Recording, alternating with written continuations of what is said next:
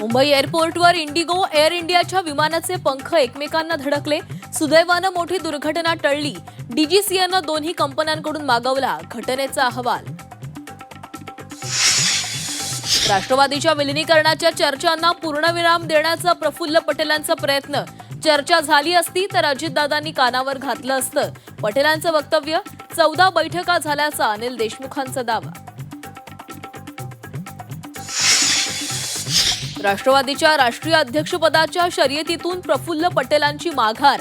सुनेत्रा पवारांच्या नेतृत्वातच राष्ट्रवादीला पुढे नेणार, प्रफुल्ल पटेलांची ग्वाही.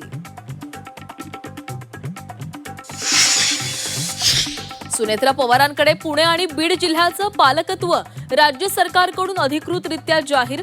अजितदादांच्या निधनामुळे रिक्त झाली होती दोन्ही पालकमंत्रीपदं.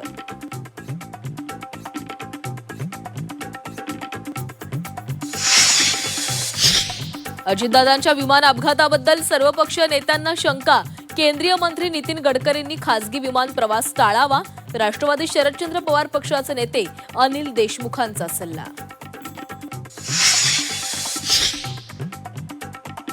चंद्रपूरमधील अंतर्गत वादावर दिल्ली दरबारी अखेर तोडगा. प्रतिभा धानोरकरांचा महापौर होणार तर विजय वडेट्टीवारांचा उपमहापौर होणार, सूत्रांची माहिती.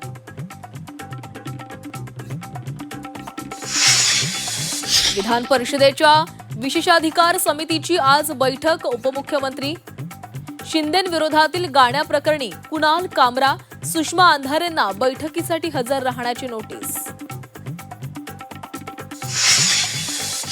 साताऱ्यात भाजप आणि शिवसेनेमध्ये जुंपली. पाटणच्या बालेकिल्ल्यात शंभूराज देसाईंना भाजपचं थेट आव्हान.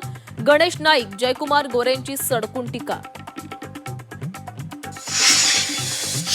मुंबईत बिल्डर सुशील रहेजाचा मुजोरपणा.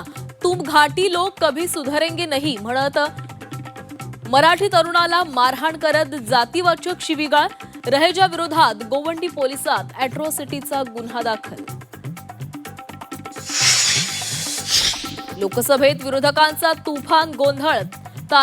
तालिका अध्यक्षांवर फेकले कागद. प्रशांत पडोळेंसह 8 खासदार संपूर्ण अधिवेशनासाठी निलंबित.